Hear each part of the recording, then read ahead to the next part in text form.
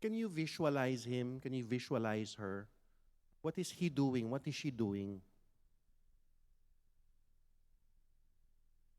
And for a moment, let's send our love to him, to her. Let's ask the Holy Spirit to remind him, to remind her of our love, of our care, of our thoughts. And right now, let's fill our hearts with gratitude for that person. And very silently, in the deepest parts of our hearts, we say thank you. In gratitude, thank you. Very silently, let's say thank you. And we feel our hearts grow in gratitude. Let's go back to our breathing again, being conscious of the inhalation and the exhalation. Very deliberately, very consciously, with much awareness, inhaling deeply, and then again counting silently as we exhale.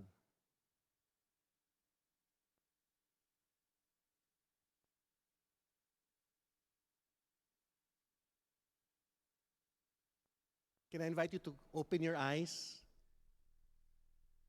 and look around you? Look at the people around you and say good morning. Good morning, everyone. Very good. Good morning. It is Friday, October 25. We are in Marriott Hotel. We are attending the 28th UNIAPAC World Congress with the title New Paradigms for Business Sustainability. Are we here today, present to each other, present for the talks, present for the day? Yes? Very good. In this case, I'm happy to begin the plenary session.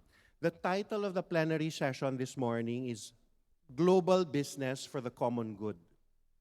To begin the plenary session, I would like to call on the moderator of the second plenary session, Rolando Medeiros. I would like to invite Rolando to come to the stage. Can we give him a round of applause as I read his bio note? Rolando Medeiros, chairman of the boards of Quimatal Industrial, of the ME Elecmetal businesses in Chile, China, Peru, South Africa, USA, and Zambia. He is president of the Labor Relations Council of the Pontifical Catholic University of Chile and the Cultural Foundation Dore Mi Pais, and board director of the Oncological Foundation, FALP. He was president of USEC, the UNIAPAC Association in Chile, vice president of UNIAPAC Latin America, and the 2017 to 2020 president of UNIAPAC. Again, can we give him a round of applause?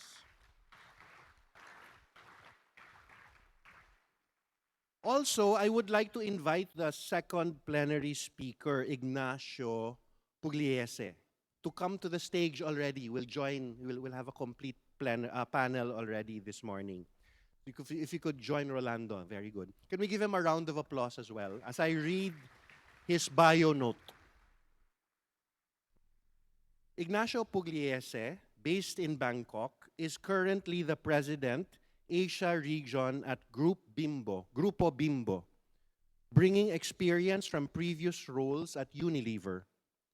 Ignacio holds a business degree from Pontificia Universidad Católica Argentina and has completed executive programs at IAE Business School and Northwestern University Kellogg School of Management. With a robust skill set that includes FMCG, marketing strategy, customer development, trade marketing, project finance, and more, we are looking forward to Ignacio's insight on the topic, Global Business for the Common Good. Now, to complete our panel for this morning, I would also like to invite our panel reactor, Peter Freissle. Can we give him a round of applause?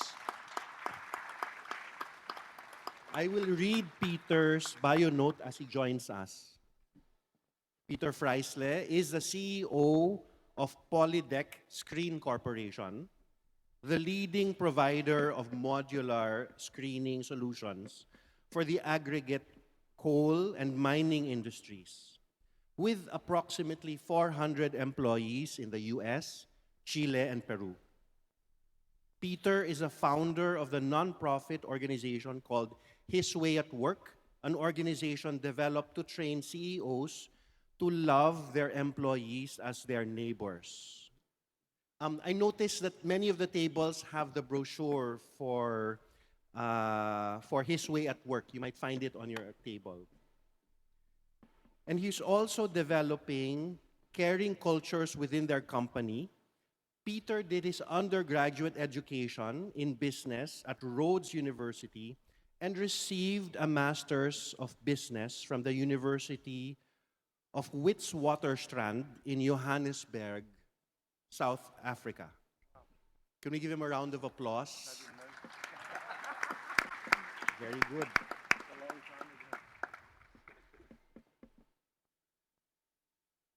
Rolando, I would like to give you the opportunity to moderate the plenary session. The floor is yours.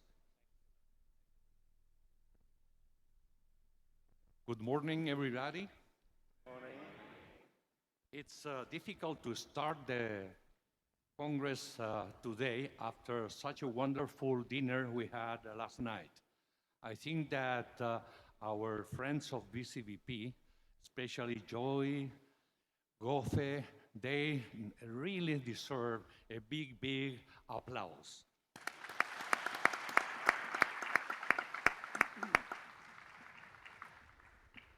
So the subject of today is business serving the common good.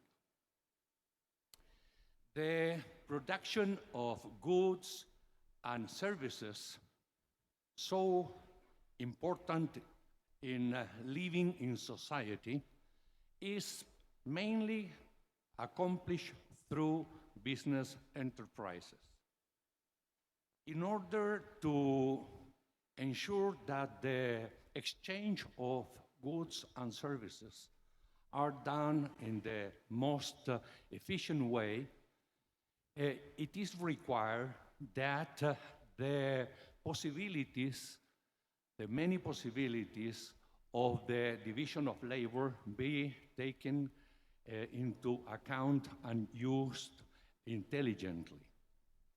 In addition to that, in order to meet the increasing needs and aspirations of the people, it is needed really to incorporate more and more technological innovations. And all is done through institutions that are for-profit institutions. These institutions are the business enterprises, and they pool in financial resources, they hire talent that is becoming every day much more sophisticated, much more demanding, and much more specialized. The business activity in a very competitive environment forces the business enterprises to introduce more and better products and services into the marketplace, to expand the access to these products and services to more and more people, and to do it offering better prices. These are very meaningful contributions. They are really a social benefit that is obtained even when the businesses are focusing just in maximizing the return of the shareholders. This fact is basically the basis of the permit to operate, is the legitimacy of the business in society. Regardless of the focus of the business, the outcome of the business activity, it's beneficial to society. The need of maintaining and sustaining the business forces companies to introduce additional elements to survive in this environment. And by doing this, they keep really enhancing the offering to the marketplace. To do this in a profitable manner is extremely important for them. Without profitability, they will not survive, and society will not benefit from the outcome of what they do. And every day, to sustain the business is becoming more challenging. They not only need to be up to the needs and expectations of their customers, they need to build reputation, they need to be environmentally conscious, they need to be very attuned with the ESG factors of business, etc., etc. And by doing this, they keep really adding benefits to the entire society. So the search for profits, it's important for the companies. We cannot really abandon that focus of the business enterprises. However, the main question of our panel discussions today is whether meeting those challenging goals is enough. Can Christian business leaders feel themselves fully satisfied by simply meeting these challenging goals? In UNIAPAC, we believe that that's not enough. And we expect business leaders to target much higher purposes. We really encourage business leaders to transform the business into a noble vocation. Today, we have two excellent examples of what does this mean in practice. We will start with Ignacio Pugliese, Nacho, who's going to tell us the story of how the vision and the philosophy of the founders of a big corporation are adapting that philosophy in all the different markets where they are currently operating. And that's a big challenge that he's going to share with us. So, Nacho, the floor is now all yours. Thank you. Thank you very much.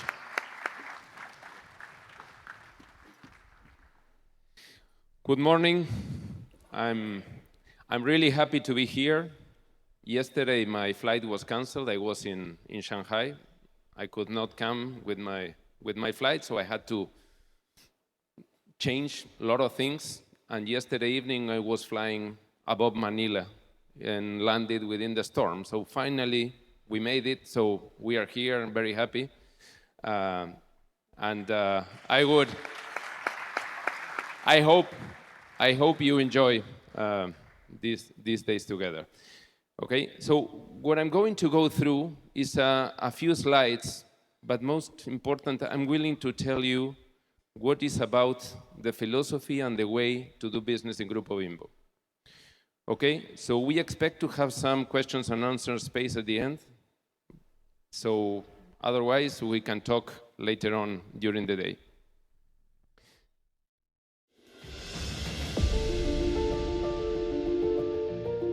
At Grupo Bimbo, we have been part of the history of millions of people for 75 years. En 1945 iniciamos un sueño, un verdadero sueño.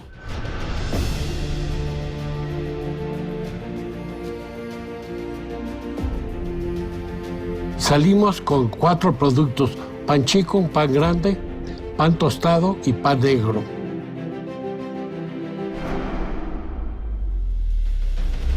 We face up reality with agility and dynamism to give our best to have a better future. We think and act true to the beliefs and values from our origin. In strengthening and driving us in the continuation of our raison d'etre, which today is our purpose, nourishing a better world. We are the largest baking company in the world, with presence in the Americas, Europe, Asia, and Africa.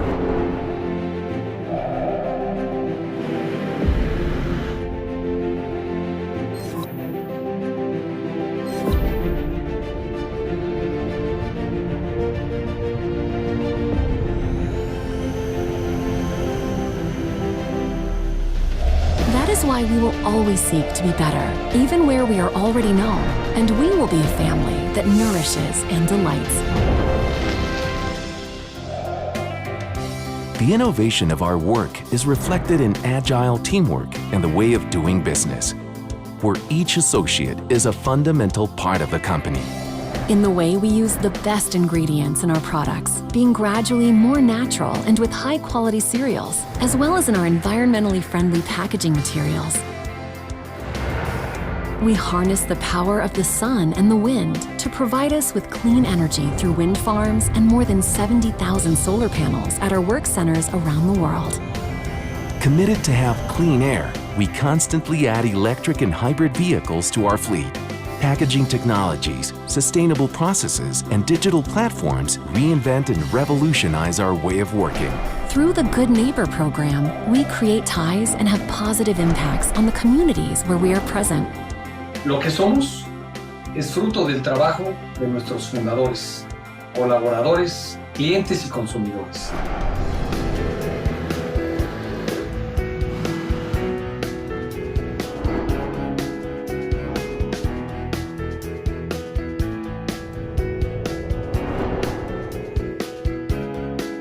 Pero ningún éxito es obra de un solo hombre.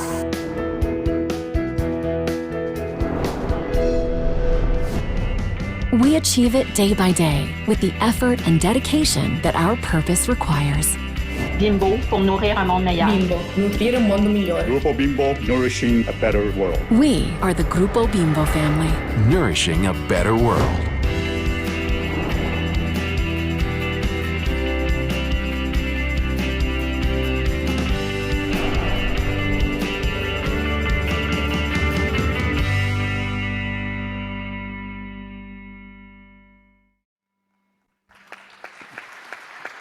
Thank you.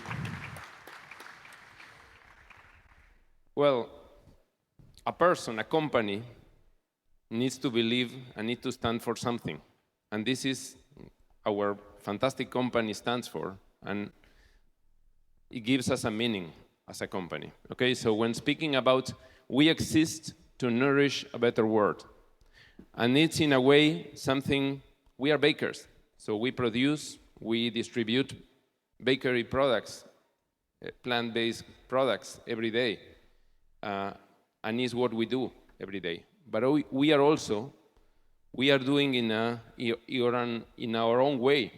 We do it in the Bimbo way, and we want to make life and the world a little better every day.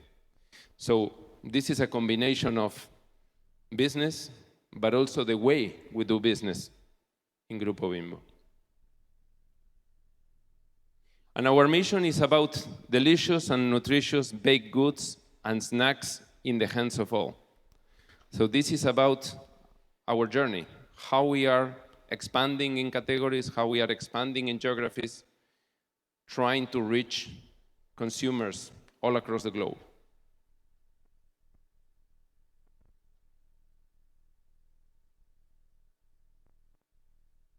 That's it.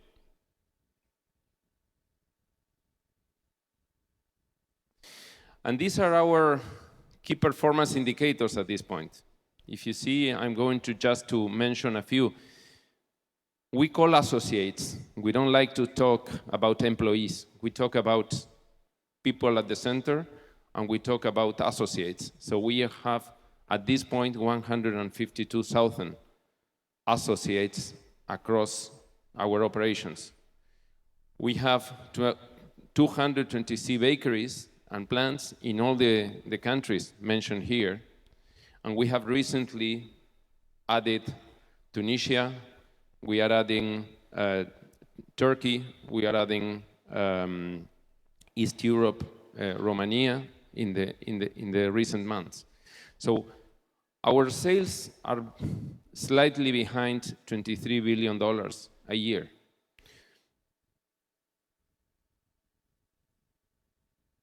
And this is our portfolio. Our portfolio is based on grain products, okay? Wheat, corn. We sell what we call the salty snacks as well, the takis and the potato chips. And this is about products that are consumed in a daily basis and in snacking occasions that are less frequent. So we take different consumer occasions like breakfast or a sandwich at dinner or a snack on the go. And sorry, going back for a second, something that is important. Today we are based and we are originated into Mexico and then Latin America and then the US. And today Bimbo is the most chosen food brand in Mexico. It's a franchise brand in Mexico. And the top 5 brand among the FMCG in Mexico and Latin American households. So our footprint in Americas is very strong, and today we are in the process of a very challenging process of expanding to the east, okay, to Europe, to Asia, to North Africa.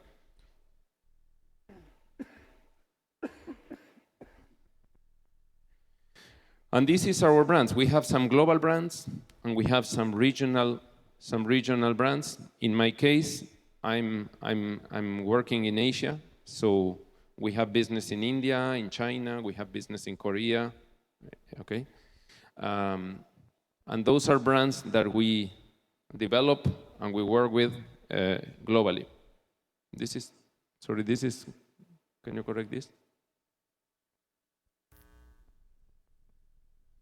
Okay, and during the years we have the well-known for most of you, Don Lorenzo, as our first CEO. Then we have Don Roberto, his brother and also founder of Grupo Bimbo. And then during the Roberto and Daniel Serviche era, we started to expand globally. And you can see in the figures how the company has first built its roots, its philosophy, its way on doing business. And in the last years of Don Roberto, looking and onwards, we have expanded to today 35 countries. Rafael Pamias has recently been appointed as the new CEO this year, and Daniel is staying as an executive chairman. So he's very much involved in some specific topics, and we are working with him in the everyday business. And this is like the journey on our leaders throughout the years.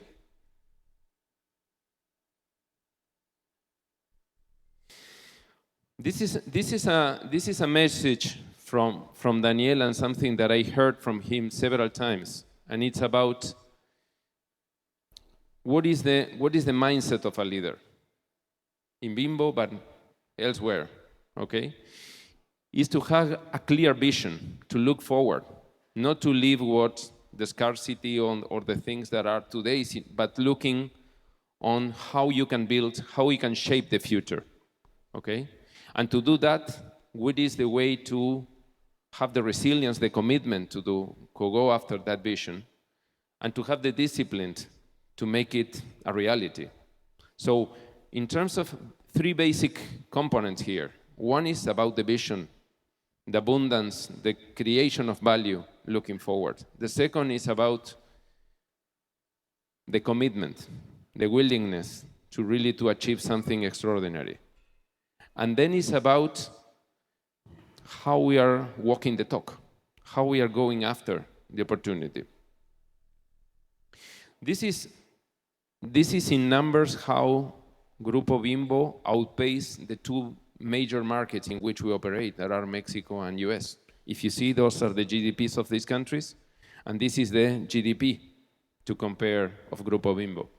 So 6 times these economies and you can see how, with all the expansion and all the things that we have been doing, and in our Bimbo way, how we can add value to our company, to our shareholders, and to the community.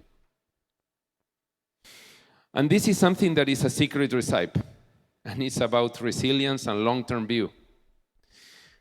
This is a company that, since the beginning, has had long-term view, investing for the future, investing in brands, talent, machinery, okay? Looking long-term, investing in advance. And we have invested almost 80% of our profits over and over and over throughout these years, either on machinery, either on acquisitions, and that is something that is a norm in our company. This is not, of course, the norm of most of public companies. This is something that Bimbo, because we are going to talk about principles, philosophies, but also it's about walking the talk. It's about long-term view, it's about commitment, looking forward. This is our philosophy.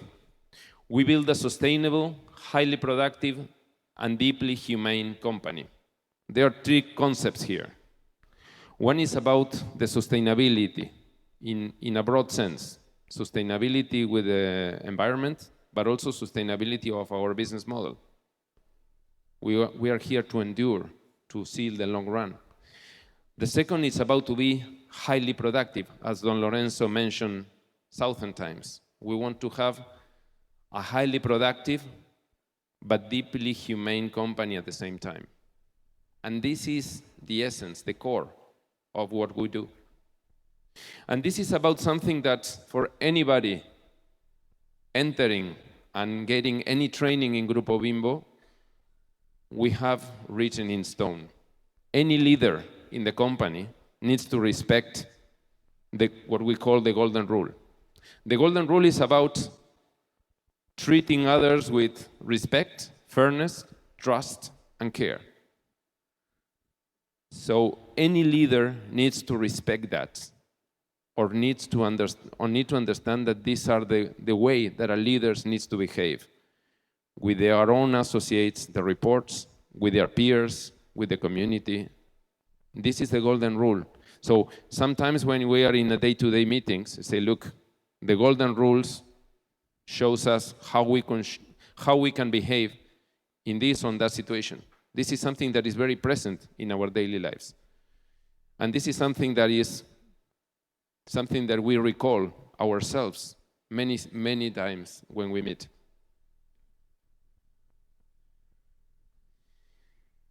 And this is what I was telling you, and this is some further explanation on this principle that Don Lorenzo was founder and advocate several times, and I had the chance to meet him a few times. This is something that is the art of a leader, okay? We want to have a business that endures, that is growing, is profitable, is very productive, but at the same time, we are willing to do it in a way that is responsible, and it has to do with these opposites. Sometimes we think we can maximize the results, but not being very friendly or very humane in the way of doing things, very financially short-term, okay? On the other hand, we are not a social club, okay? We are a company that is a good culture, a good philosophy, has a good mindset, a way of doing things, but also we as leaders need to live this dilemma, this balancing act every single day when taking decisions. And that is something that I can tell you is not theory. It is something that, again, is something that we face every single day when doing business.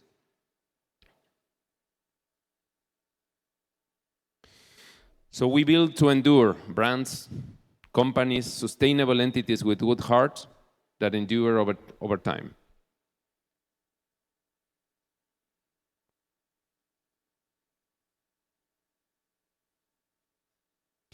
And this is our values, our beliefs. On top, we value the person. And then we are a community, we get results, sharp operators, we transcend and endure, with integrity. So leaders, we have this in all our offices, in our plants, in our sales centers, all across the globe, in different languages, okay? So no excuse not to know our values. The thing is, these values need to be translated into behaviors. So we expect from our associates, moreover on our leaders, to live these values through behaviors in our operations every day. Because I can tell you something, culture is critical for success of a business. And it's going to live as long as the culture is more than something in an office saying that these are the values. But the culture needs to live in the plants, needs to live in the sales centers, needs to live in our daily operations, or it's not culture. Okay? So we know that. We know that this is something that is a reference, but the most especially, we need to, as leaders, be walking the talk and be walking the talk with behaviors to make sure that it is something that we live. Moreover, we are a generation, we are not the founder generation. We are successors of Don Lorenzo, Don Roberto, Daniel, many founders, many builders of this company in the first 50, 60 years. Today we are receiving this handover and we are very much accountable for keeping this alive. Of course, to evolve, to adapt to new cultures, the way to do this in different cultures, like Asia in my case. But this is something that is non-negotiable, and it's at the core. So this will is related exactly with that. It's sustainable, deeply humane, highly productive, and those are our values. So the company, this is something that also we heard from Don Lorenzo several times, as he tells, and Daniel was saying in the video, no? Is the company will be what its people are, and they will be what their leaders are. So the responsibility and the role of a leader, it is something that we know very much, and we as leaders demand from our people every time. This company, this culture, this business, this golden rule needs to be present. It needs to be live in our operations.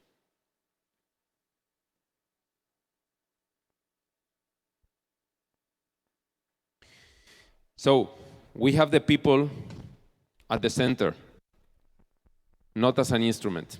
So again, it's about a deeply humane company, right?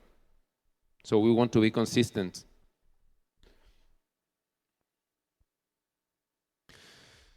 So we as new generation of leaders, we are guardians of these principles.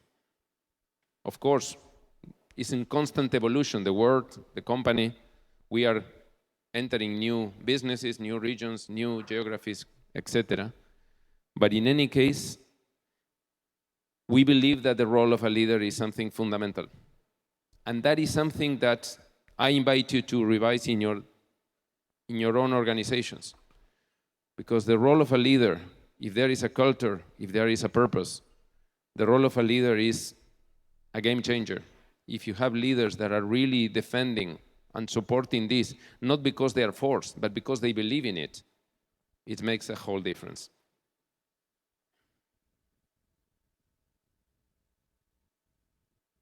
Next. So, our purpose, nourishing a better world. Again, metaphoric and not metaphoric. We are selling food. We are selling good, positive, nutritious foods. Okay? At the end of the day, this is what we do. We are bakers. But at the same time, we are willing to do good in the world. And I'm going to tell you briefly some of the things that we are doing in that sense. To our people, communities, and consumers that are our stakeholders. Sorry, back 1 second. So, I'm going to read this because it's important. We seek to positively influence the lifestyles of our consumers, associates, and the community with which we interact daily. We acknowledge that we will only be able to face the great challenges that lie ahead in the near future by building resilient, fair, and sustainable food systems. We are in a world that is very challenging at this point in several ways, okay? So with the program that we are following, we are trying to be part of the solution. So there are 3 pillars. The first one is about baked for you.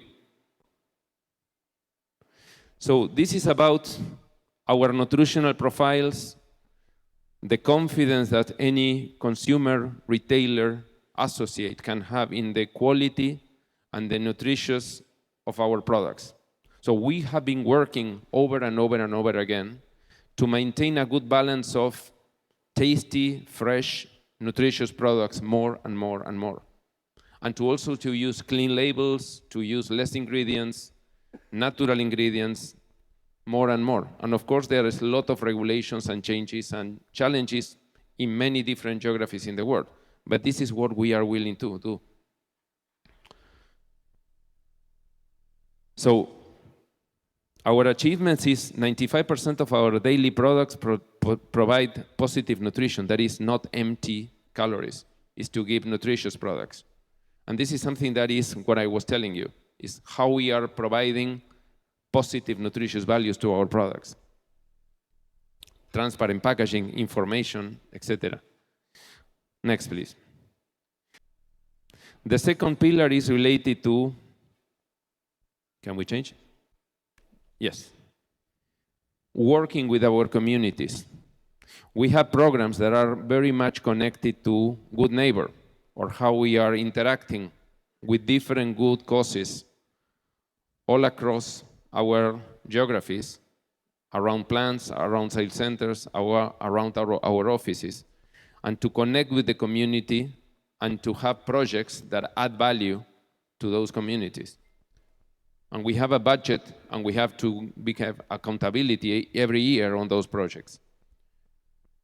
So this is the profile of things related. We have 263 Good Neighbor projects nowadays.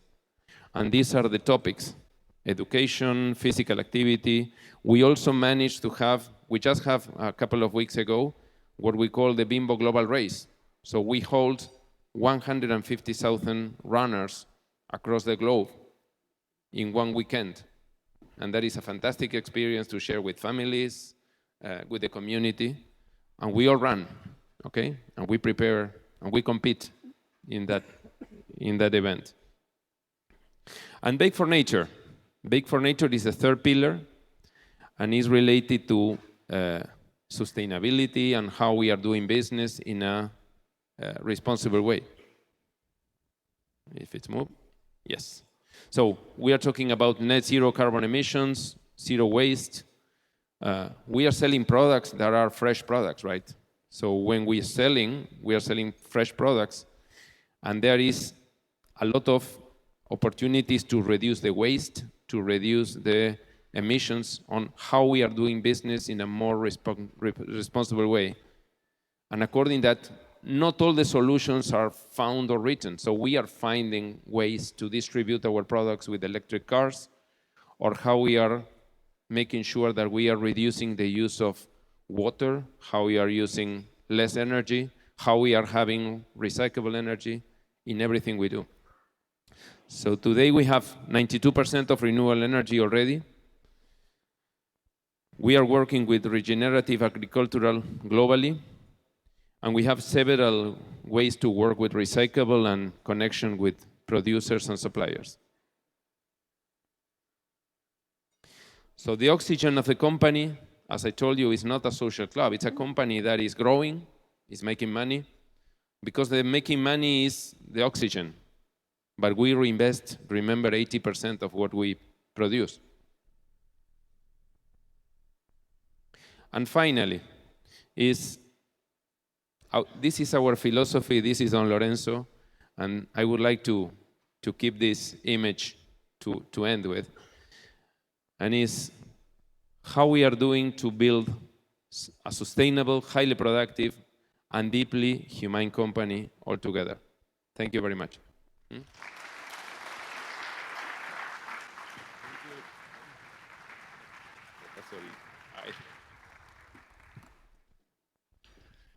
Thank you, Nacho. Is it enough?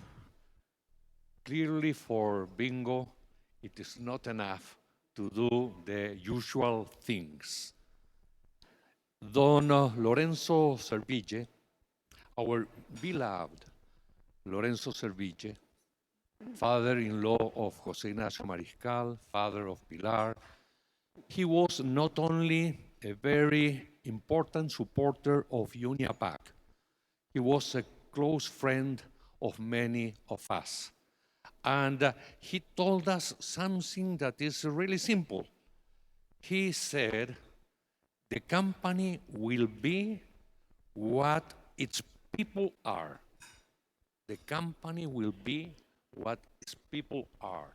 But more importantly, the people will be what the leaders are. What a responsibility for us as business leaders. It's a tremendous message that he has left to us. I'm honored to attest through your presentation how this insightful message has been trespassed to the different latitudes of this world. And we can see this message inspiring leaders all over the world. Thank you, Nacho, for sharing with us this fascinating story. Many, many thanks, and you deserve another big applause.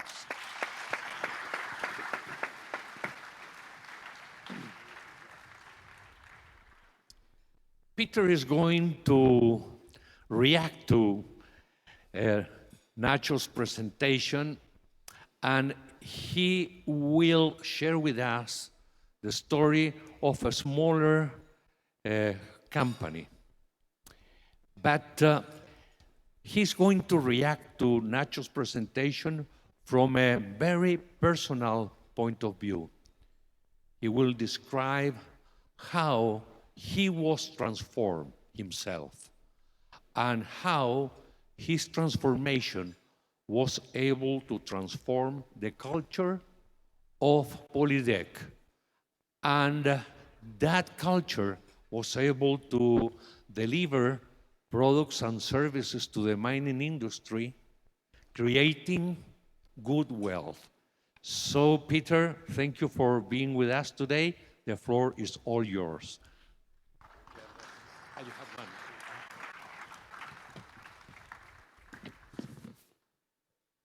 Well, good morning to all of you.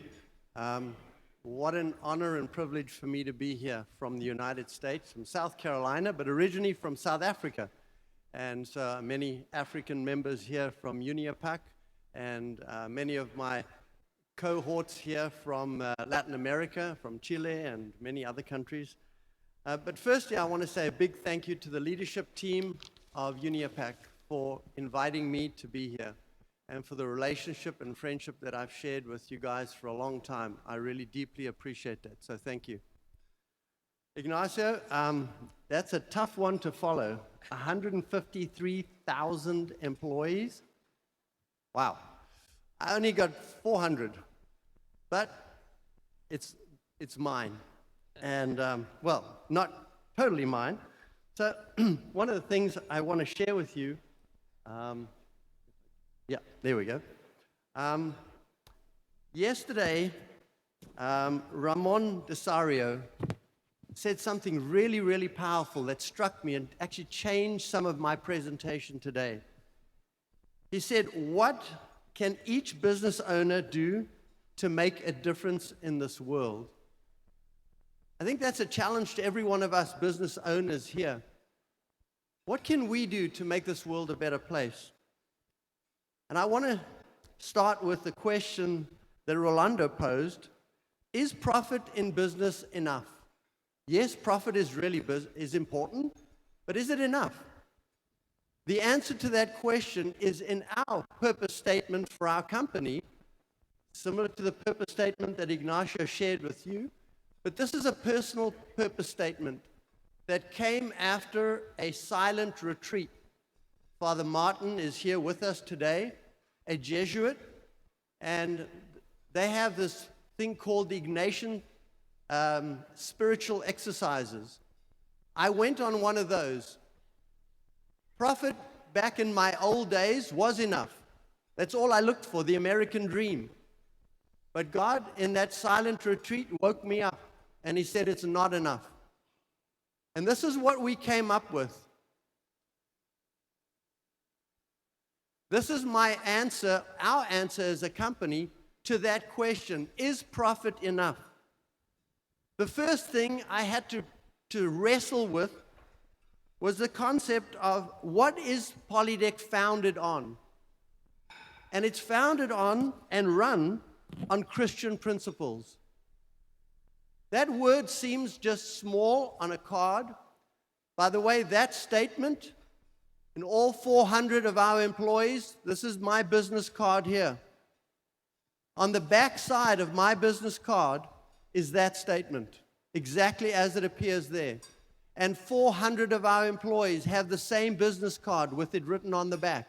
That's how firmly we believe in this is our guiding light. What is our purpose? Is it profit? Well, let's see what we say.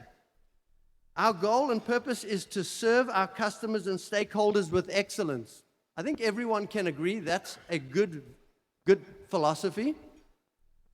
So that we can achieve profitable growth. That's also a good philosophy. But now comes the important part.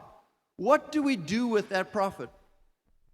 We at Polydeck believe that profit enables us to create eternal value by conducting our business and caring for people in a way that honors God. That's a different philosophy. Now suddenly, we put God in the middle. And we make the important goal of the company to create eternal value. The trick of this, it's easy to have a business statement like this, right? Anybody of us can write up a thing like this and put it somewhere. How do we get this down to the janitor, the lowest employee in our company? How do we make it real for that person? That's what my talk about is this morning. How to do exactly that. Ignacio spoke very well about the importance of leadership and that leadership results in culture. And ultimately at Polydeck, our culture is to treat every one of our employees as family. We want them to walk away feeling like they're family.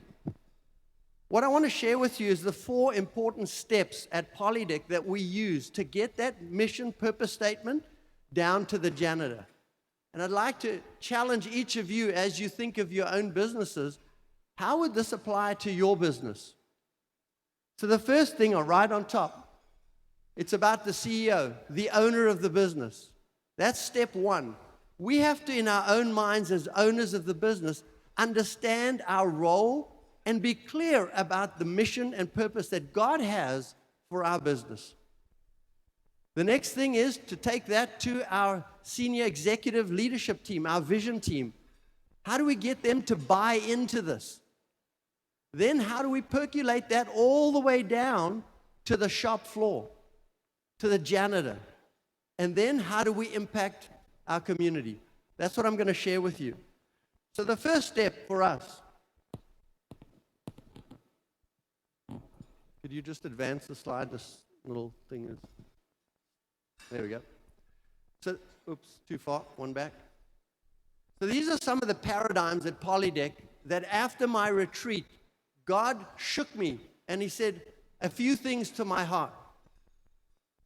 Number one, he said, Peter, you don't own the business. I own the business. And I've given it to you as a gift. If God is the shareholder of your company, then what am I? I'm a steward. A steward is similar to in the parable of the talents, where God gives each person talents. But know that he comes back and he asks you, what did you do with those talents? That's the challenge I think each one of us is going to have to face one day. What did we do with those talents? The second one is, if it's a gift, every gift has a responsibility, right? And the company is a platform for ministry, for evangelization. Our ability to share our faith as leaders of a business. I'll give you an example. At church, if people go to church, right, they hear the pastor, the priest, for 1 hour a week. How many hours are they in our companies? 40 hours a week. So what influence can we have on our employees? That's an important paradigm. That's important for us. What influence do we have? Do we smell like the sheep, as Pope Francis says? Do we engage with our employees?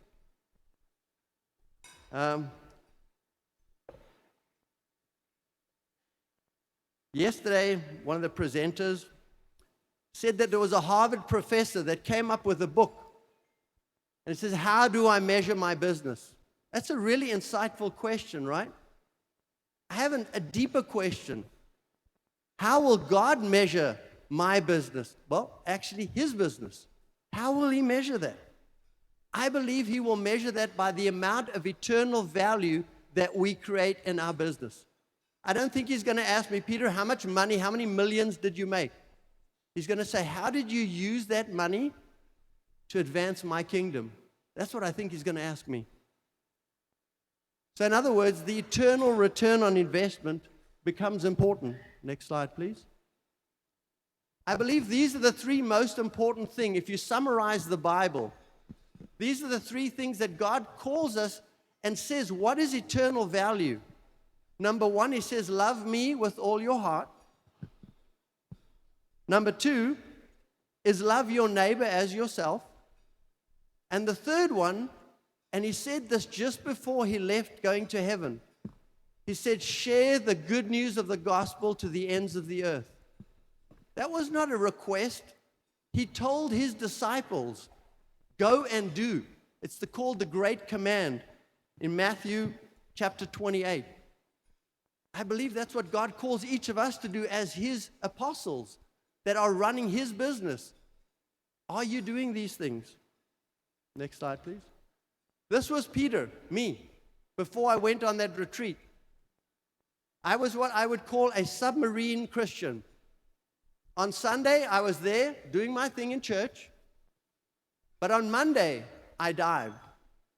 There was no evidence in my life that God was part of my life on Monday. Next slide, please. I saw the secular and the sacred, church and business, as two separate things. After that retreat, I realized it's not.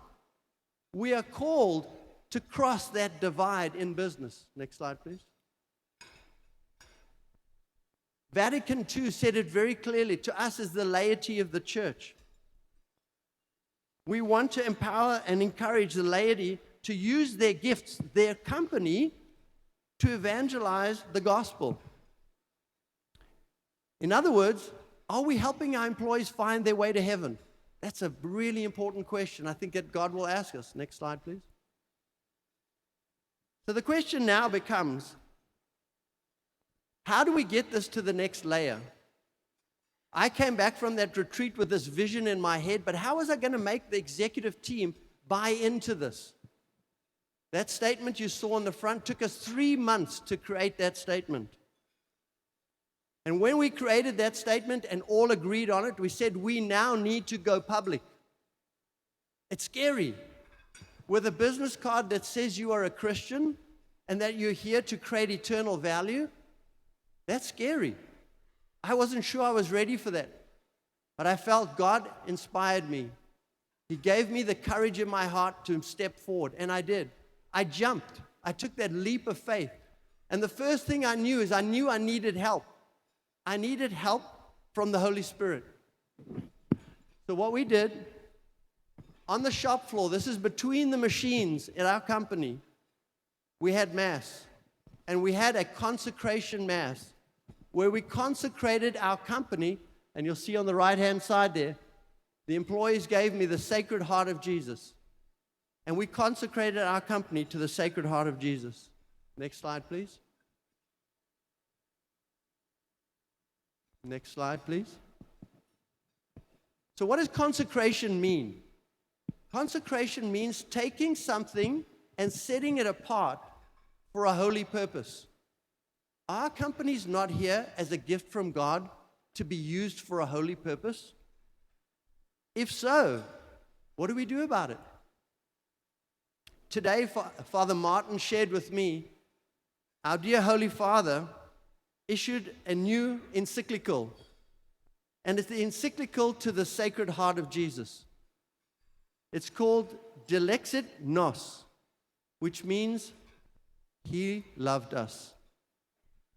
What the Holy Father is calling us to is to consecrate our lives and to care and love our employees as Jesus loves us.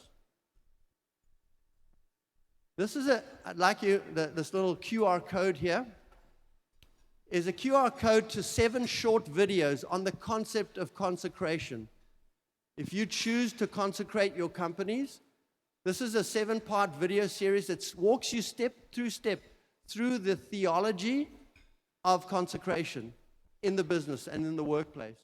So next I'm going to show you a short video of the Polydeck journey, of how, as Ignacio mentioned, what does highly productive but deeply humane look like in a real business? And this is our employees talking in this video about what it means to feel like family at Polydeck.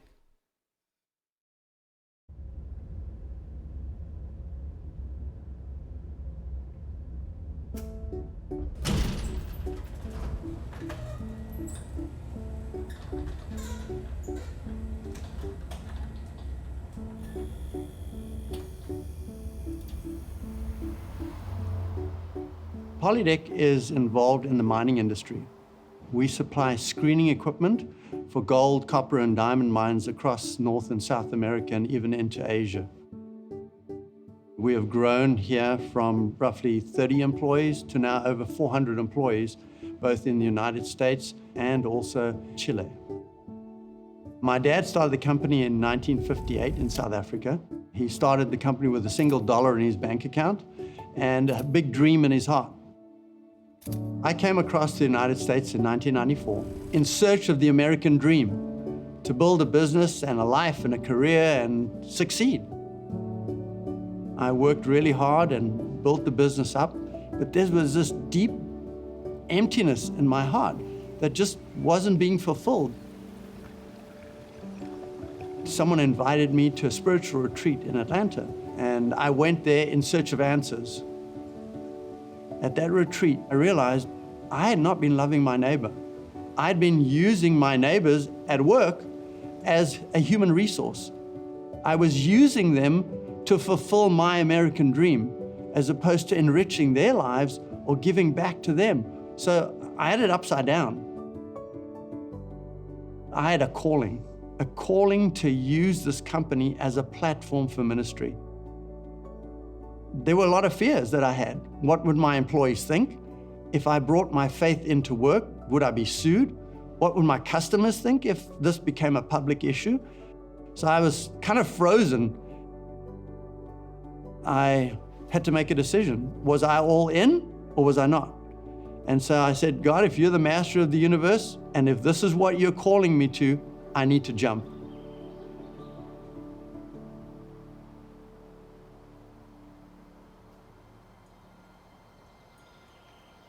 So in order to communicate this new journey we were on, we created what we call the Polydeck Way. And that is caring and performance. And they both have to coexist in a company, because one without the other, the house falls down. So we formed a caring team to help care for their fellow employees in a way that was meaningful for them. At Polydeck, we walk alongside people through the long haul. When people come to work, they bring their whole selves.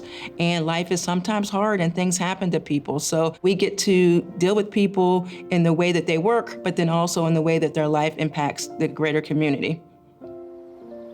So as the president of the company, I have learned that the caring culture is probably the most important piece that we have for our success. It's very, very easy in a financially driven company to just not think about people when you're making decisions. At Polydeck, it's one of the hardest things there is when we make decisions that people are first. Our goal is to keep them here and to make a difference in people's lives. The interactions that I've had with Polydeck and their caring team, they've changed my life in ways that I can't really put into terms.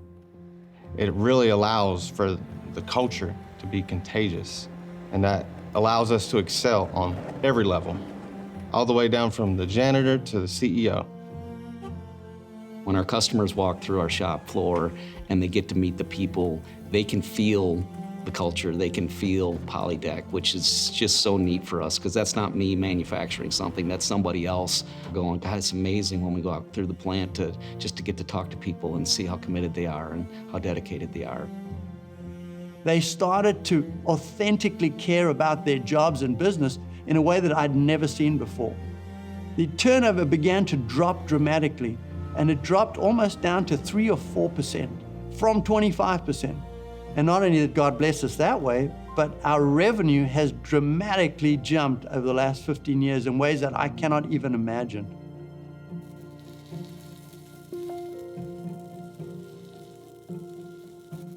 Hey, big guy. Oh, you got it. I got these small gloves on. Small gloves, big hand, yes, but a big heart. Yes, sir. Right? To me, Peter, he's not think about that money. He think about care, think about love people, his big heart. That's why I think even our religion different, like Christian, Buddhist, Muslim, or whatever, Peter don't mind to help and care and respect. Make a Polydeck workplace awesome. People come together here, and the teamwork, the family, it's unreal, and that comes from the top down. At Polydeck, Peter has given us the freedom and the opportunity to help others and serve others. What happened here at Polydeck was miraculous, and our success story became known in our community. And people wanted to know, how did we do this? And so we formed His Way at Work as a 501c3 to help encourage, inspire, and transform the culture of their companies with God at the center. My whole life, I felt like God's purpose for me was to help people become more than they ever thought they could. And so here it's just about loving people, and that's what we do at Polydeck. You realize that what you're doing has an impact now, but more importantly, it has an impact for eternity. So my dad is 87 years old, and as he looks back to the company that he founded with $1, he's so proud of what we've done with the business. My original call was scary. It was difficult. But at that moment that I surrendered to God and gave the company to Him, brought me peace and joy that goes beyond anything this world can offer you. And I can tell you that looking back, I have no regrets.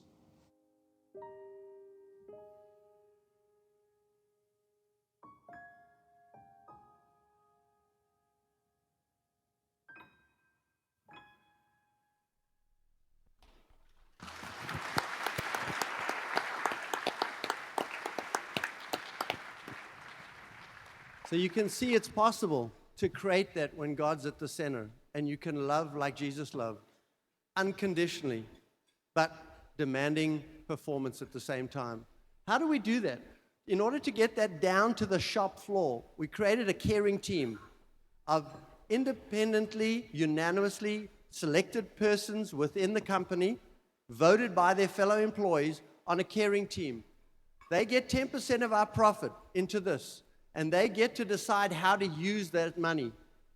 This is some of what we ask them as they think through the process. How many employees are in the ditch, lying there, suffering, like the Good Samaritan? Do we walk past? The caring team's job is to find the people in the ditch. At Polytech, there's 3 types of employees. Those who are about to go in a crisis, those in a crisis, and those who've just come out of a crisis. Pope Francis said it really well yesterday when in the video that Bruno showed us. Pope Francis said, use your creativity and resources in your company to care for people in crisis. That's exactly what we do at Polytech, is to do just that. Here are some examples of how we do that. We have caring teams that go home repairs, car repairs, sports teams, addiction recovery, wellness programs. You can see on the vertical line, you've got physical, emotional, and spiritual. So we divide that up. We spend our money in those 3 buckets. And you can see on the emotional side, we have financial budgeting, marriage retreats. We send people on mission trips. We go around the world helping others. And on the spiritual side, if our Lord is truly the owner of my business, he better have an office, right? So he has. He has what I call my boss's office, and that is our chapel. Every one of our facilities has a chapel in the center of the business. We have prayer groups. We start all meetings in prayer. Whenever there's more than 3 people in a meeting, we start it in prayer. We invite people to pray. We don't force them to pray. And we love people unconditionally. And you can see this is the way that we create EROI. To answer Rolando's question earlier, is money enough? Yes, return on investment, shareholder return is important. But when God is your investor, eternal value is what he's looking for. So that's what this chart here is meant to do. If you're interested in any of what I've just said, there's a book. We have a little booth outside, and at that booth we have some books. But I'd encourage you, this is the QR code. You can download this book. This book is The Story of Polytech, and it's free. You can pick up within 2 minutes. You'll have it on your phone. It's a very short read. I was not very good at English at school, so I remembered make it short and sweet. So this is about a 2-hour read, and you'll have it all done. And I invite you to have this book and share it with others if there's anything that touched your heart with this. So thank you very much for your time, and I really appreciate being here. Thank you.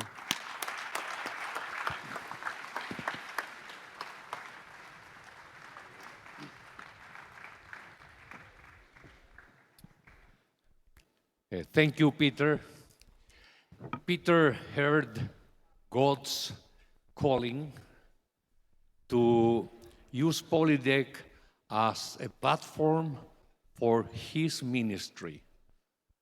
For Peter, this means to return to society the many gifts he has received.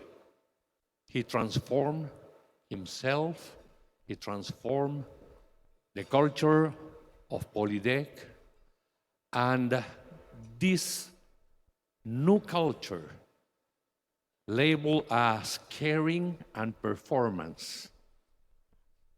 Opposites was something that Don Lorenzo was mentioning. Well, here you have it, caring and performance. And this new culture was able to produce in Polytech a significant growth, a success that inspired Peter to create his way at work. His way with capital H. Not his way. It's his way at work. So, Peter, thank you very much for this insightful presentation. Thank you for the courage to initiate this process, overcoming all the different obstacles and fears. So thank you very much, and you deserve another very, very big applause.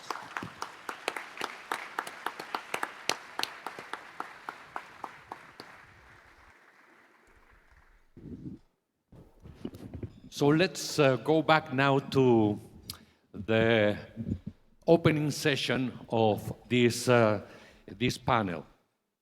I will start by asking Ignacio the first question. Bimbo is permanently growing into a global company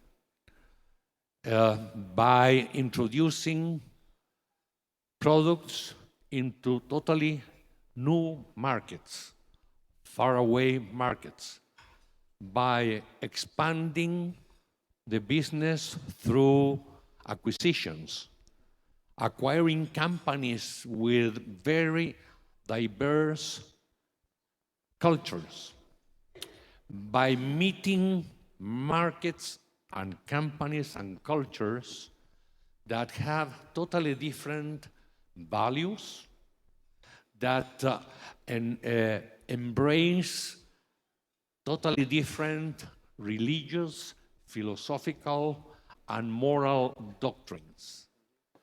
So, what are the key challenges, Nacho, to promote a new way of considering the role of business in society, given this high level of diversity that you are facing as Bimbo grows into a global corporation? Ignacio. Thank you. Don Lorenzo was, in many ways, a founder of a humanist soul for Grupo Bimbo throughout the years. He was like a philosopher, and he built a humanist footprint in the company, no? So when we are acquiring companies in China, in India, that is my case, I have to lead this region, we are entering into a whole new world in many ways. I'm coming from Shanghai this week. In China, the religion was banned. So the culture of people is very far away from the ones that we have coming from Latin America or Americas. So the starting point, the common values, the challenges of doing businesses in a Bimbo way, in such a different ecosystem, is not a minor one. So for me and my role as a regional president, I pay much attention because we are buying companies that are already operating. We are hiring people, associates, talent that is local. In my case, I'm willing to do a more difficult but more powerful job, that is to hire good local talent. Why? Because we need to really understand to the root how to do business in a Bimbo way in that region. If I ask a lot of expats to come and to try to understand and try to guess how to do business in China, we are not locals. So to understand consumers, to understand government, to understand retailers, ways of thinking, tastes, etc., we are selling food to consumers, okay? And that is a major challenge, and you need to understand how to serve with fantastic winning products to our consumers every day. And to do that, we are not willing to be one more company doing business in China. We are willing to do Bimbo way of doing business in China. So the challenges that we need to face is my call to action to the newcomers to the company. And this week I was talking to a new general manager that is Chinese. I say, look, these values are not in our way, and I'm really inspired on presentations from Peter, is he translated many things into the actionable and to the living the values and living with his own team the values. So I'm very far away yet in China to live that reality. Why? Because I need to make them to believe that these values are not Christian necessarily, but are universal, positive values. And I need them to convince there are values which we are willing to operate both. It's not something I'm imposing and I'm pushing in excess. I'm showing the way we do business in Bimbo, but I need to provoke some sort of epiphany one day on the leaders to say, look, these are my values now. Of course, we need to do some tropicalization as we say in Mexico, and to adapt those values. In the case of India, it's more complex because there is no one India. There are different religions, there are different cultures, there are different. So, and we are starting. The good news is that we are starting in India, so we can shape our culture very much since the beginning. But the size of a challenge is quite important and quite difficult. And I think we are going to find out how to transform our values or what I share today and be replicated locally by local leaders. That is my dream, my legacy probably. Thank you so much, Nacho. I appreciated your answer. Peter, Polydeck translate its God-centered culture into positive impacts to its stakeholders, consumers, suppliers, even competitors, communities, even tax authorities, etc.? That's a tricky question. I want to answer that question with a few different real-life stories. People remember stories far more than they do principles, so I'll share a couple of stories with you. The first one is my business card, right? It seems like a little small piece of paper. So when we first started this journey, I said to our 50 salesmen that we have around the world, I said, guys, we're going to have a new business card, and we're handing them out today with these values and our mission on the back. And one of the sales guys put up his hand. He said, sir, that's a really good idea, but my suggestion is we have two. We have one with and one without that stuff. And then let us, we're the sales guys, we know, right? You know, salesmen always know better, right? The sales guys will know. We'll know when. I said, one card, one company, we're all in. So they said, well, how about you do it first? So I said, okay. My very first business trip after our new business card was to Indonesia, to a large mining company in Indonesia. And if many of you know, Indonesia is 90 or 95% Muslim. So how do you think it feels like me going with my new Christian business card to Indonesia? They said, well, you go first. So I did. Off I went. My legs were shaking, but I did go. And I put my card very carefully down this way so that he didn't see the side. I put it like that. I said, sir, here's my card.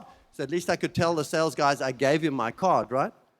And so we walked around the plant, and at that point we had about 10% of their business.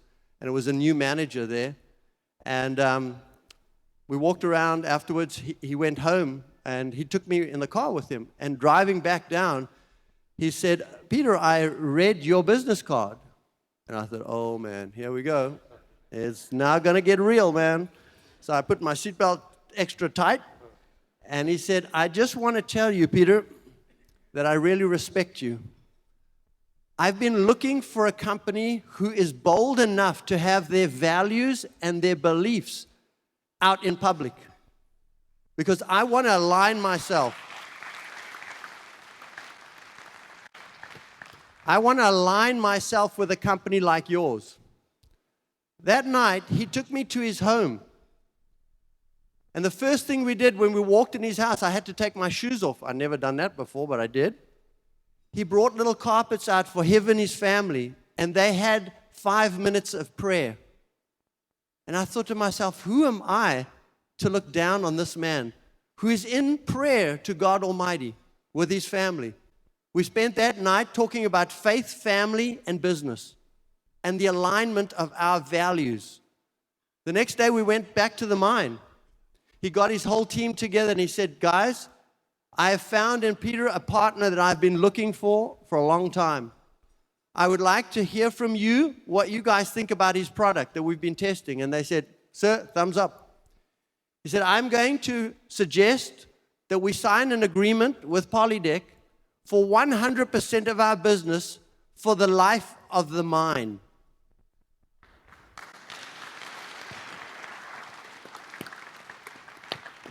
God Almighty answers prayers. He is the master of the universe, and if we have him with us, as Bruno says, if no one is against us, they are for us. And that's what I believe. I want to share just another. Do I have a moment for one more quick thing? One quick one? Yeah, I think that we do have time, do we? Yes, Okay. yes, we do. So here's Go ahead, Peter. Okay. Here's a really cool one. So we go to Las Vegas, right? And with our new business card, and you know Sin City, right? So our sales guys, many of their wives phoned me, said, "Peter, we want to say thank you for this business card because we know our husbands now have safety, a net around them." So the other thing we did in Las Vegas, we said, how do we involve our competitors? So we started for the first time in Las Vegas, where we go to the mining convention. The largest mining convention has 300,000 miners coming there a year. We started what we call the Polydeck Prayer Breakfast at the mining show in a big room like this. And we invited our competitors, our vendors, our customers. I'm coming to the tax authorities too. We invited them all to the room. And we spent a morning of 2 hours in prayer, praying for our industry, for our families, for our business, and for the ability to serve God through our organizations. That was a way that our competitors started gelling with us. Business between us became more value-based. We stopped stealing employees from each other as a result of that card. That's a good thing. One last thing to the tax authorities. We sat there as a group and we said, what can we do, to Ramon's question earlier, what can we do to make this world a better place as a group?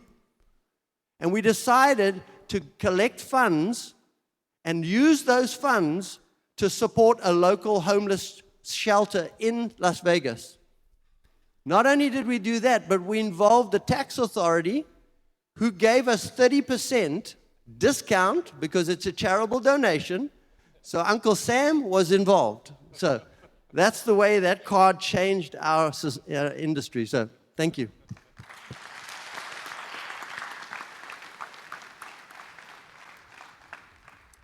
Back to Nacho. Based on what you just presented in your keynote, what do you consider to be those things that Bimbo should do more, should do differently, and should do less? Okay. I think we are in a process of transformation in the last years of internationalization. That is a challenging one because we are all, most of senior management in the company and most of the associates are coming from the Americas region. And you say, look, we are very different across Americas, right? We are Canada, US, Latin America, even within Latin America, we're very different. But the reality is that when you move away from America, we are even more different in many ways. And the challenge is how we are going to become a more international company and to understand better how to become more and more a global company and to understand how to translate all what I share to you in a good way to such a different scenario. So what we need to do more, I think we need to adapt and adopt an evolution on the culture, being more global first. The other thing I think is when you are within Grupo Bimbo, you know that we do a lot of things within the company that are aiming to follow our philosophy, our purpose, and we do a lot of good in many ways with our people, with our stakeholders. We can be more extrovert. And we need to be probably more visible and more influential in the different regions in which we operate. Because I think the world needs more good companies and good organizations, because the world is not fine, right?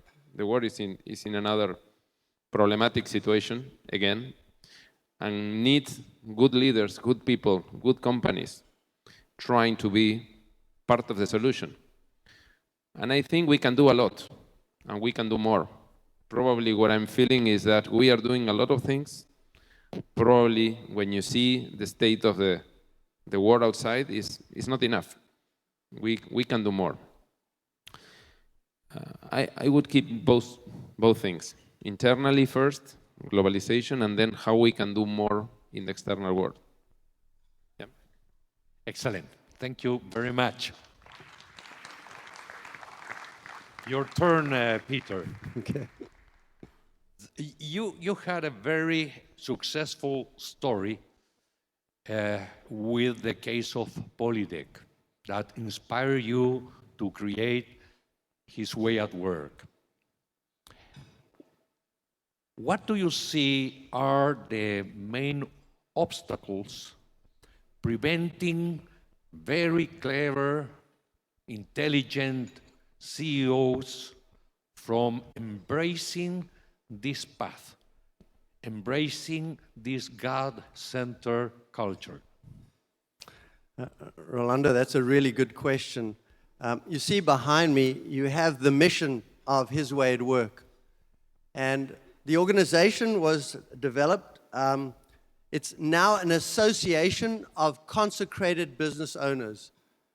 We encourage business owners to consecrate their companies and then to live out this mission. And it's to inspire and empower business owners to transform their workplace with God's love at the center. Nacho spoke earlier about the importance of culture, right?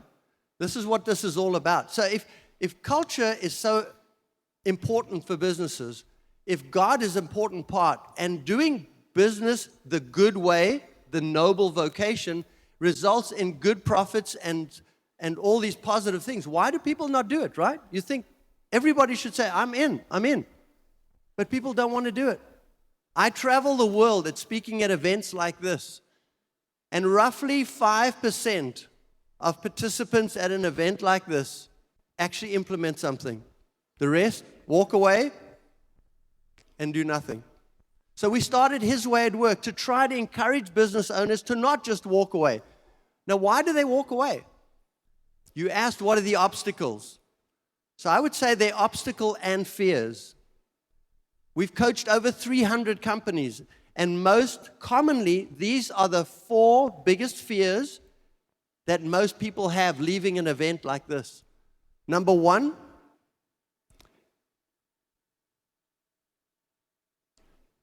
is, will I be sued?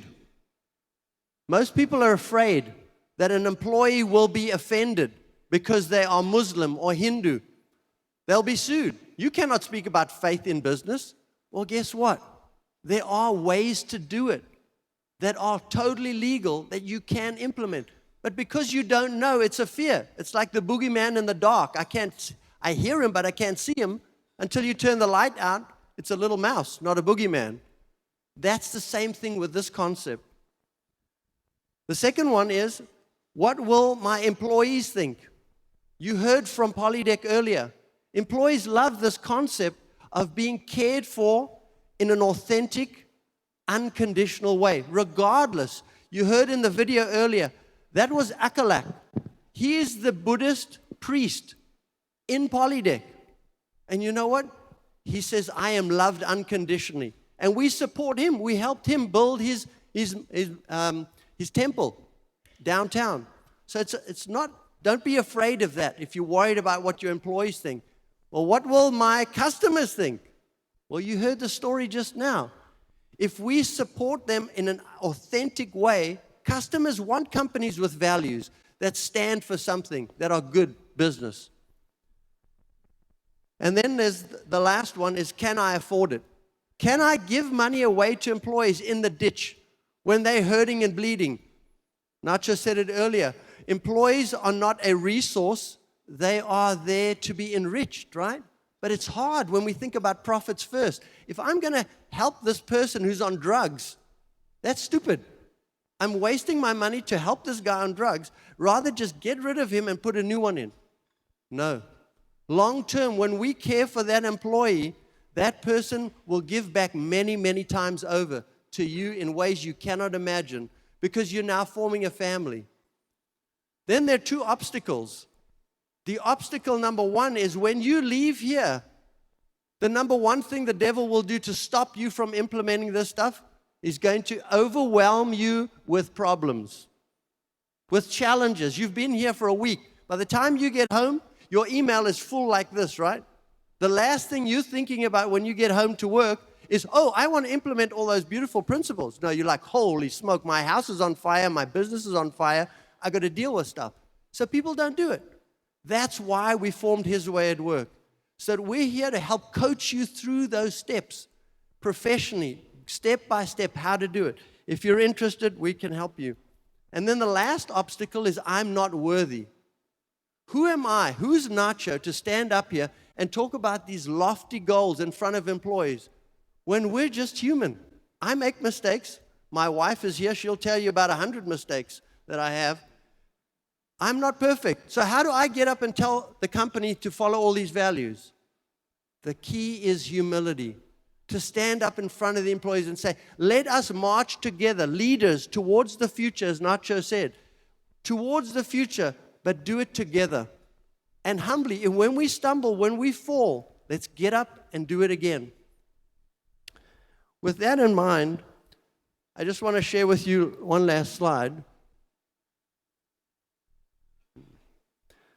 This is the His Way at Work methodology. My beautiful wife, thank you, Lauren, for traveling around the world with me. She has put... On the floor. Okay, I was looking at it, but... Table's a little flyer. There's a contact information in there. We also have a little booth outside that, Lauren, thank you, sweetheart. You travel the world with me. She's a non-paid member of His Way at Work, but expensive member. Beautiful and she walked past those pearls out there. She said, sweetheart, you know, I came all the way from America for you. What about look, these pearls over here? So steer away around them. So there's a flyer. The other thing is there's a little booth that we have back there. If you put your business card in the little box there, you'll stand a chance to win a free consultation and coaching that we will help you with if you are interested. You can also reach out to us and speak to Lauren and I at the little booth out there, and we can kind of go from there. This is all the countries that we're in. You'll see there's one little spot here in Spain. Thank you to the group here from Madrid that is supporting us over there. Our dream is to grow, and we appreciate the partnership with UNIAPAC. Thank you very much for inviting me, and God bless all of you. Thank you. Thank you, Peter. I think that we have some minutes left to open the floor for questions, so you're more than welcome to raise your hand. Here we have the first one. Thank you. I'm Miguel Rodriguez, BCBP, Quezon City and Palawan. I'm a real estate developer in the countryside. So 3 big words today: profitability, sustainability, and a humane company. But all of this will equate to one word that ensures all these things, which is a location. And there is an inclination for business to locate itself where the marketplace is, and that's in the metropolis. And so instead of encouraging our people to go into the countryside, business encourage people to converge in areas where they were already bursting in the seams. So instead of being able to bring them out, we bring our business into the marketplace instead of bringing the marketplace into the business. So this sounds familiar to us here at the BCBP. My question is, do you have a strategy that will allow you, instead of putting in your business in the metropolis, reclaiming land after land, putting up skyways on top of roads, to bring this business outside of the metropolis, make people enjoy the life that we have in the countryside? What are your thoughts on that? Thank you. It's for Nacho and Peter, both, okay? Nacho first. The answer, the basic of our business is about transforming food, raw materials, into foods, into the hands of people. And people is mostly located in urban areas. So most of our origins and development is based on cities, in principle, all across the globe, no? And we produce in sites that are nearby the big urban areas, and we distribute with trucks and small vehicles in a granular way to small shops, supermarkets, mom and pops, etc., etc. Every day, every morning, we produce and we distribute these products. Said that, according to your question and request, is throughout the last years and with the technology and with having in mind to get to our mission, that is to, in India, 60% of the population is not urban, is rural. So we have to serve our mission, right? So we are finding ways that are technology-driven, and we need to be efficient to do that, is to get to less populated areas, longer distances, without waste, without, in a sustainable way for transportation, for bringing products forward, bringing products that are not sold back. So there is a lot of things that we need to put together to make a business, a distribution system to work properly. So we have progress in the amount of point of sales that I share to you. There is a big incremental that is happening because we are finding ways to do exactly what you were asking me in this case. Is we are finding the way to get to more rural areas with maybe not so intense, frequent distribution model, but anyway going once or twice, so we can sustain a distribution model with a product that can be fresh, tasty, and we can reach the second or third tier of consumers that we can reach with our products. So we are following our mission, our purpose, our way of doing business, and of course we need to do in a profitable way. So we are finding these solutions. I can tell you more in detail how it works, but It's happening in China, it's happening in India, it's happening all across the Americas at this point. Thank you, Nacho. Well, for Peter, this is an easy answer because Peter is reaching very remote mining companies. So Peter, what's your answer to that question? Well, Rolando, back in your country, my country, Chile, and a place near and dear to my heart, is the capital of the copper mining industry in South America. And when we made a decision to move down to Chile, one of the first things we thought about was to answer your question: where are the employees that we can make the most impact on? And we decided to go to the south side of Santiago, to San Bernardo. San Bernardo, as Rolando will share with you, is the poorer side of town. We specifically chose that so that we could enrich that community. The first thing we did, we reached out to the local bishop, and we said, "Bishop, how do we need to find employees?" And he helped us. He was our HR manager. And then we said, what are the services that you need in your community? And he took us to an orphanage and a homeless shelter. And we started to volunteer at those shelters. UNIAPAC at the last Congress challenged me to think about not a minimum wage, but a living wage.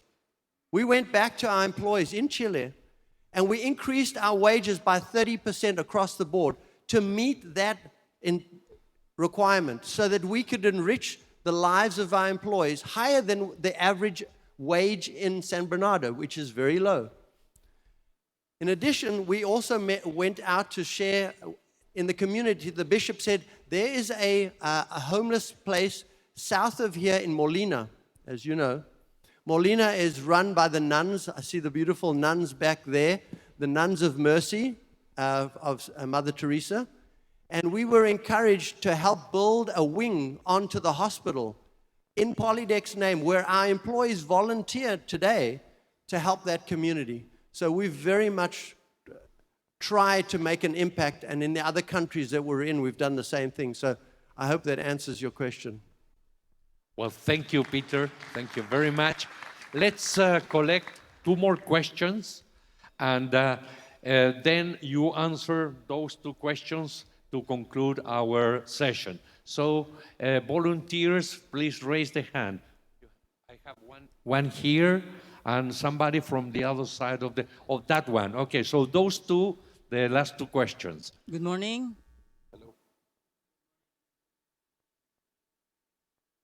Use this one. Good morning. I'm Jay Tumaliwan from BCBP Tugigaraw. I think I have a very important question. This is addressed to all businessmen. Because someday I will become the President of the Republic of the Philippines. And my policies will affect business policies. Since yesterday and today, we have been talking about tackling inequalities for common good and global business serving the common good. So it's all about the common good, and common good is both benefiting whether you are rich or you are poor. You are a leader, you're owner of the company, or you're just an employee. And this is actually, everybody would know this, Elon Musk was the richest man in the world with the $288 billion. And it only requires $6 billion or 2% of his income to resolve world poverty. And Elon Musk challenged the United Nations to provide a sustainable plan to resolve world poverty. And up to now, I haven't heard how it was being addressed. And you see, $6 billion only, or 2%, can already resolve world poverty. That means to say, we can already make the world at least equal. As simple as that, simple approach. My question is, if only all businessmen, even just in the Philippines, can set aside 2% of their profit, because after all, in the discussion of Sir Ignacio, business is all about profit. And in the discussion of series all about generosity and charity, then I think the poverty can be resolved and equality can be, we can see equality in the workplace. My question to both of you is, how much percentage of your profit that you are giving to the poor or to the society? Sir Ignacio presented a while ago different distribution of percentage in terms of their accomplishment. And I think this is just addressing, this is what we call the long-term or strategic needs. But you know, this is my personal experience. I have a poor sister, and she needs money for his children, who is educating. For them to answer the question. Yes. Please give time. No, I think that we heard your question. It's a very good question. Let's collect the second question, and then you two answer this and the last one. Okay? It was somebody on that side. Oh, please come to the microphone, please. Thank you. Hi. Thank you for being here today. My question is actually for Peter. When you're doing business in the US, it's very difficult to talk about God and about religion because liabilities and that kind of stuff, right? How you manage that inside your company when you're doing in the US and actually when you're doing outside of it? Well, thank you very much. I think that those two questions are complementary in many ways. So, Nacho, why don't you? Okay. Okay. So the first question. What percentage of the profit? Okay. So in our case, it's very simple. I shared with you earlier the caring matrix. Remember that 9-box matrix? We dedicate 10% of our profit into that matrix. And the way we came up with that is biblically, tithing in the Old Testament was 10% of your profits. So it's a very simple solution for us. We tithe. That's just within the company. We also tithe outside the company.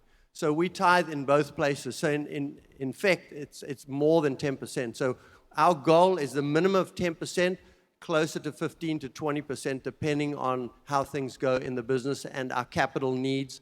But that's the minimum is 10%. Thank you, Peter. Nacho? I think in our case, probably I wouldn't say an exact number because first I don't know, but I know several ways in which we reinvest and we help the societies in which we operate to have a better well-being, sustainable living. So there are a lot of things in which we invest to improve our societies we work on that are not necessarily direct money given, because I think when you are talking about poverty, and when entering in Grupo Bimbo 10 years ago in Mexico, I would like to tell a short story if you, okay. Please go ahead. I was a board member in Mexico City in a multinational company, and I was in a good position, and I was hired to Grupo Bimbo to become sales VP in Mexico. So I was very much self-confident that I was a good professional, a good salesman, good marketeer, whatever. When I entered Grupo Bimbo, they asked me, and I had 8 interviews. All the interviews from all top management were asking me questions not about my technical skills, were about who I am as a person, who I am as a leader. And I had several conversations, and the last meeting was with Daniel, and I was asking, he said, look, everybody is asking me about my family, my who. So a lot of personal or things that I need to explain who I am, more than if I am good a marketeer, a good sales person. And the reality is that I realized months after, because I went through 5 months of training, that the senior leaders in Grupo Bimbo in Mexico were willing to hire someone that is a good technical leader, but more importantly, he was a good leader. I'm not saying necessarily I'm a good leader, but they were willing to ask me to go through. I was a merchandiser in the store. I was a salesman in routes. I worked in the factories with bags of flour on my shoulders. So I lived and I talked to several people throughout these 6 months in training. There were people that are not rich. It's people with stories and family stories of development and feeling proud of working for Grupo Bimbo and feeling proud that their kids would go to the university for the first time and they didn't go to the university themselves, not even their parents. So there are thousands of small stories of how a person in a company that treats this person and proposes something positive to that person. There are thousands of these positive stories. So when talking about poverty, I think we can do a lot by treating our people with respect, taking care of these people, and these people is going to pay you twice when you treat people well and when you have the right culture in the company, and the people die for Bimbo. Okay? So Bimbo in Mexico is almost 80 years of age, so there are a lot of these stories and generations of these stories. But this is fantastic. And in the beginning, I was rejecting to spend 6 months in a training. After those 6 months was a life-changing experience because I have the chance to change my mind, to be more humble, and to feel that now I'm ready to be in front of 15,000 people I had to lead when I took that role. So I think I don't believe that the solution to poverty is going to come giving money for free. I'm not going to talk a lot further about that, but it's about helping real people and trying to transform families and people for good and to instill good values and to give a good work condition and probably it's more than giving just money. It's much more than giving just money. Thank you, Nacho. And the final question is a tough one. Faith in the workplace. So that's a challenging adventure, I think. So, Peter? That's a beautiful question. Thank you, sir, for asking. I believe it's divine providence that you asked that question because I'm sure every person in this room is thinking the same thing. Even though we're here as UNIAPAC to celebrate God in the workplace, right? It's still scary. We don't know. Can I really do it? I give you an example in America. There's an organization called ADF, Alliance for Defending Freedom. We as Americans believe that we're founded on our dollar bill, says, "In God we trust." That's still there. We believe that, and we fight for that. And the Alliance for Defending Freedom believes that every company owner should be able to live their faith in their company. But there are many, many legal requirements in our woke culture that prevent you from doing what you want. So there are certain rules. The first one is that when you hire people, you have to do it without faith. You have to be blind to faith. No discrimination for sex, religion, creed. You can't discriminate. That's the first thing. The second thing is we start all our meetings in prayer. You think, how can a company start a meeting in prayer, right? Well, I'll give you an example. When I first started this journey, I invited my executive team to pray every time we met as a group. One of them was not Christian. And so I said to that person, we're going to pray and I invite you to join us. So you know what he did? He would sit in the middle of that meeting, he opened his computer, and as I say, "Dear Lord, blah, blah, blah," he starts typing, tuck, tuck, tuck, tuck, tuck, tuck, tuck. And I'm like, dude, what are you doing? He was just showing his resistance against prayer. But I said to him, "Sir, I invite you to pray with us." You know, for about a year, every time we prayed, he would be tuck, tuck, tucking. Do you know that he personally went through a severe crisis? And we supported him and his family through that in an unconditional, loving way. Do you know that when that crisis was done, we invited him to pray, and you know what happened? He closed his computer and he bowed his head. That's what prayer is. Peter, Okay, I've got about another 20 minutes to go. No. I think this has been a wonderful session with two first-class speakers. Thank you very much. In these two presentations, I think that we have attested what is really key to serve the common good. Personal transformation of the business leader, use of that leadership to transform the culture of the corporation, and use of that leadership to orient that culture in order to really and truly serve the common good. Thank you so much for your insightful discussions. Thank you.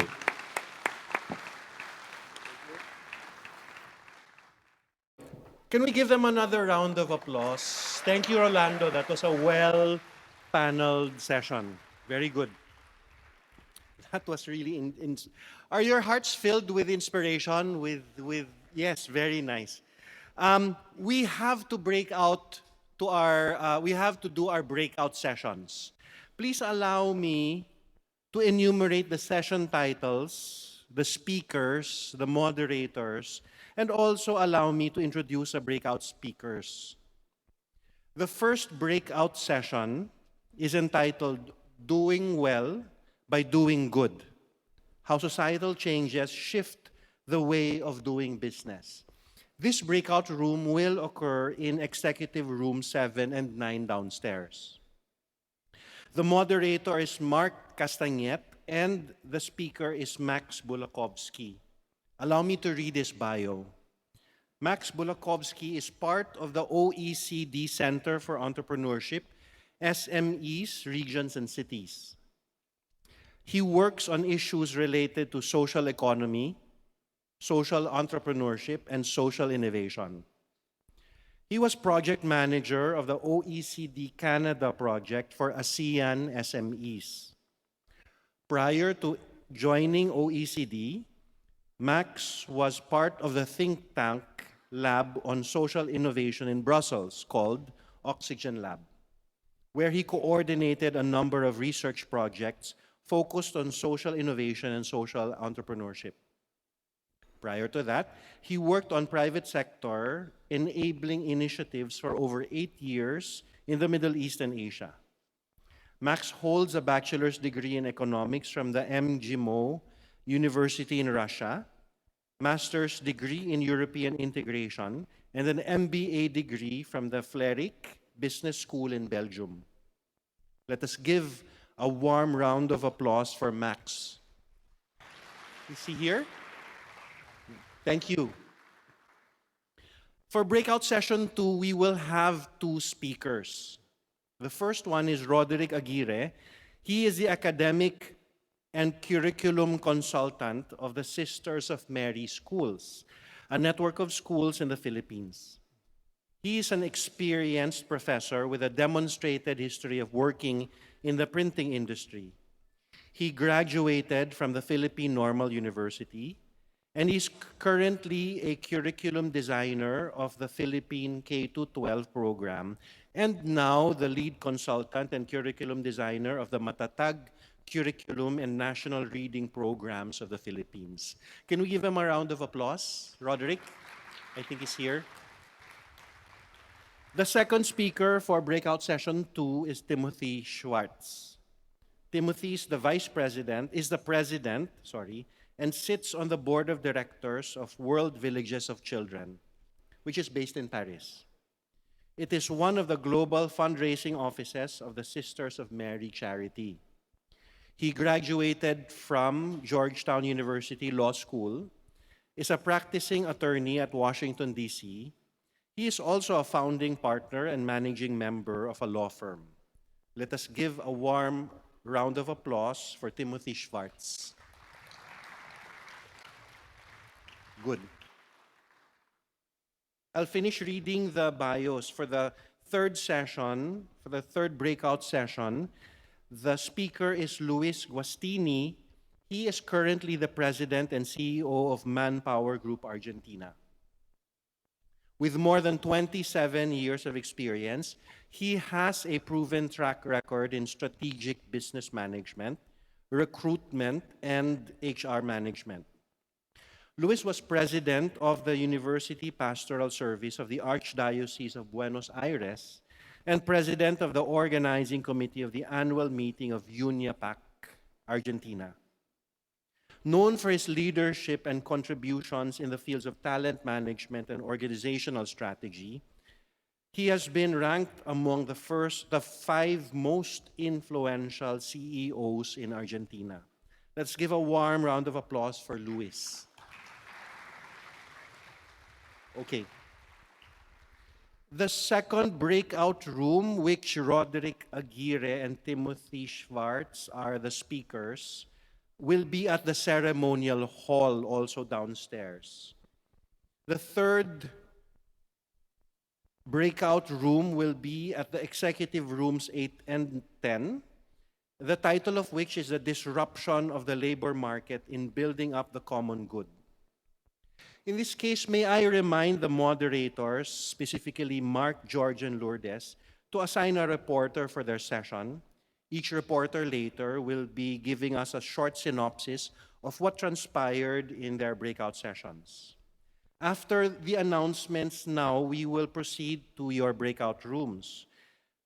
Please, may I request, I have on my watch 11:10. We would like to respect the breakout room and devote 1 hour for the interactions. We've heard many good things about the interactions and the conversations in the breakout room, so we'll keep it at 1 hour. So could you kindly please make sure to come back at 12:10? Because we would like to promptly begin the breakout reports then. So may I request the moderators again, Marc, George, and Lourdes, please end the breakout session by 12:10 so that we can come back here for the breakout reports. In this context, I wish for you a good breakout session. Good morning to everyone again. We'll see you back here at 12:10 p.m. Thank you.